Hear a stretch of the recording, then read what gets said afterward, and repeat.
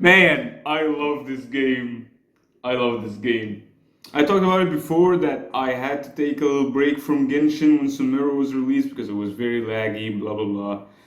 However, I just recently returned and experienced the rest of the Archon quests, and Fontaine is amazing. Just and even though I'm not very fond of Sumero, especially like the green part of Sumero, the puzzles there drove me crazy, and the lag is ridiculous compared to the other regions. I don't know why the green part in Sumero is particularly more laggy, but anyway, the desert. The desert, however, and all these ancient Egyptian details and the inspired parts of it, and the pyramids, the gods, all of that, even King Deshret himself, all of these things are amazing. I love them. I love how Hoyo did this whole thing, and I love that I can experience these things. And maybe I'm a little biased because I am from Egypt, and the desert and the pyramids and all that, they're not far away from me. Even though it might be a little bit difficult for me to actually go there, but they're nearby, and I just like 2 years ago maybe I was a little obsessed with ancient Egyptian. I wrote my name in ancient Egyptian and looked up a few names. Even my name, the channel name, is ancient Egyptian.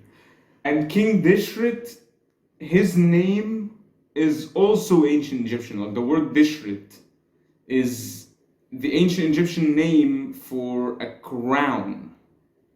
To tell this story, I have to tell a little bit of a story about the ancient Egyptian kingdom and how it was split into two halves.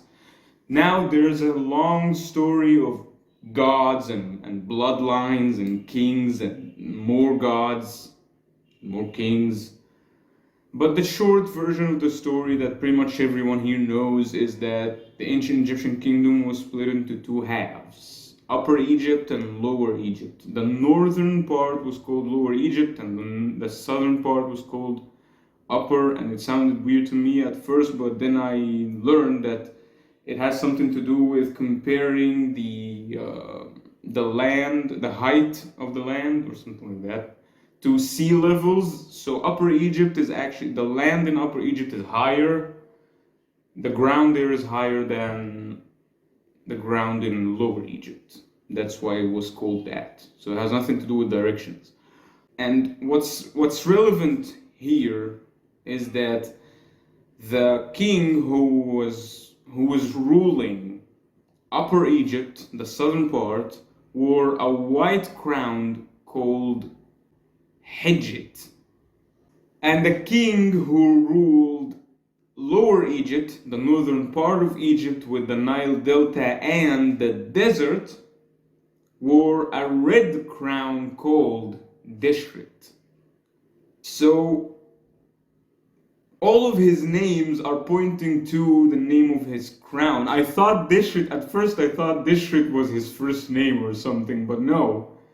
It was, again, the name of the crown. Just like the Scarlet King is pointing to the crown because it was a red crown, and his Arabic name, Al-Ahmar. Al is the Arabic term for the in English. That's literally what it means, Al, the. And Ahmar is the color red. So Al-Ahmar is the red, or I guess you could say in this context it will be the red one. So all of this is just the name of the crown. So it's all just pointing to the crown, but no one knows what his first name is. And maybe it was mentioned in game, but I watched a few lore videos here and there, and I didn't stumble into it, or I didn't notice it maybe. I don't know, but I think this is just awesome. And I also wanted to, since I'm talking about King Deshret and his Arabic name now, I also wanted to talk about those two groups of Eremites whose names who like they named themselves sort of after the king, like Ain al-Ahmar and the Khan al-Ahmar. I'm gonna start with Ain because it's simpler. Ayn means two things in Arabic. A word that means an eye, one eye, ayn, and the same word is the pronunciation for this letter, this Arabic letter. This is called ayn as well, and it just this letter just symbolizes this syllable, which I guess if you want to like pronounce it, it comes from the throat a little bit. I don't know. But anyway, this is how it sounds like. And the name of the letter is Ayn, and one eye is also Ayn. So that group of Eremites just call themselves the Eye of the Red One, or in this case, for the in-game story, the Eye of the Scarlet King, or the Scarlet King's Eye, or King Deshret's Eye. The Khan is more tricky, but it's not really, I mean, it's simple. It might look a little difficult, but it's actually very simple. Just like Dehya explained it, it means beard. The Khan al-Ahmar means the Scarlet King's beard. That's basically what it means. Or King Deshret's beard. The red one's beard. The one who's wearing the... Anyway. There are three pronunciations for the Arabic word. The very original pronunciation is dhaqn. With this Arabic letter, dhal. Sort of like th in that or that. The same pronunciation. However, my Egyptian accent simplifies it twice. Once it becomes daqn instead of dhaqn. We get rid of dal and instead we use its sibling dal, and it becomes daqn. Dal, qaf, noon. Yeah, Arabic is read from the right to the left. Dal, qaf, noon. Daqn. But the word on the street is, whenever we actually use this word, we turn qaf for some reason to like the letter A or like an apostrophe, and it becomes da'an. That's how we use it. That's how we actually say it. It's written the same exact way, but the pronunciation, just instead of qaf, we pronounce it like an apostrophe or something. Da'an.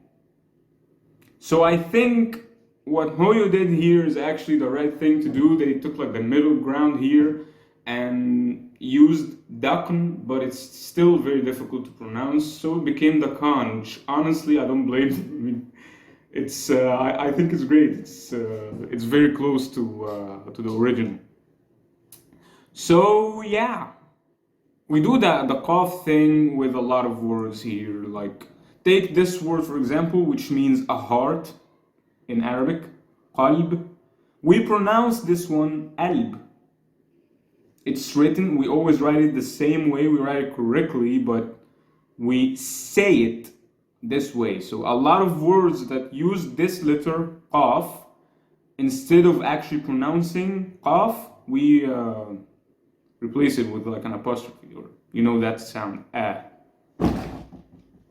And languages are weird. But anyway, yeah, this is what it means. So instead of... So yeah, I just wanted to talk about this because, to be honest, I don't know, maybe I feel proud of the fact that our ancient history is mentioned in this game, and I love Genshin. I love the game. I love that I can see these things in the game and actually like experience all these things and enjoy it. I love Sino as well. I pulled for him and lost the 50-50 to Moon. I don't want to even remember that. Anyway, what I meant to say is like seeing all these homages. Homage, is that how this word is said? Anyway, these elements of my culture in the game. I wish that we didn't lose the whole culture as we did, and like I wish we kept a few elements of it, like the style, of clothes or architecture elements and stuff. But anyway, yeah, I just wanted to talk about it, and I hope that the pronunciations I said, like, they were useful. So yeah, that's it. Thank you so much for watching.